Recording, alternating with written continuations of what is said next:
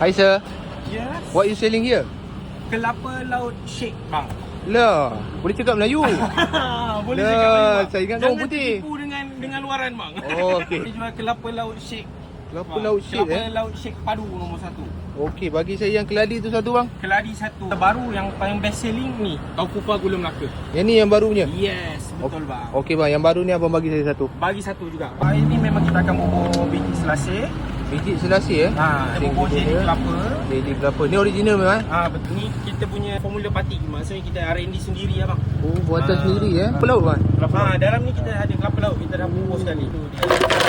Plan tadi kita Okay. bubur jelly, Alright. jelly kelapa dengan biji selasih. Okay, alright. Bawah dia baru kita tuang. Memang akan dapat portion macam ni bang eh? Memang portion macam ni bang. Alright. Bukan kata abang je. Siapa datang pun memang portion macam ni, insya-Allah. Panas-panas kena kelapa ni sedap bang. Memang padu. Memang padu. Abang order tadi keladi kan? Ya, betul, bang. Okey, ni puding keladi kita letak topping dia. Okay, macam ni berapa ringgit bang? Yang ini nilai. RM9 je guys. Ini pula topping dia taufufa.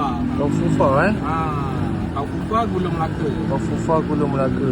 Sama je lah macam tadi keladi tu. Sama. Betul. Oh, kita ada letak dia punya Gula Melaka. gula Melaka di atas dia. Gula Melaka kat atas. Macam ni berapa ringgit bang? Okey juga eh? Sekarang ni kita berhadapan dengan Bayu Residency Alright. Temenggong. Okey. Okay. Tapi kita ada 4 lagi cawangan. Kat mana bang? Sekitar Selayang ni lah. Kita buka pukul 10 pagi sampai pukul 9 malam. Setiap hari kita buka. Setiap hari buka bang? Setiap hari buka. Okey bang. Terima kasih bang eh. Okey baik, terima kasih. Assalamualaikum.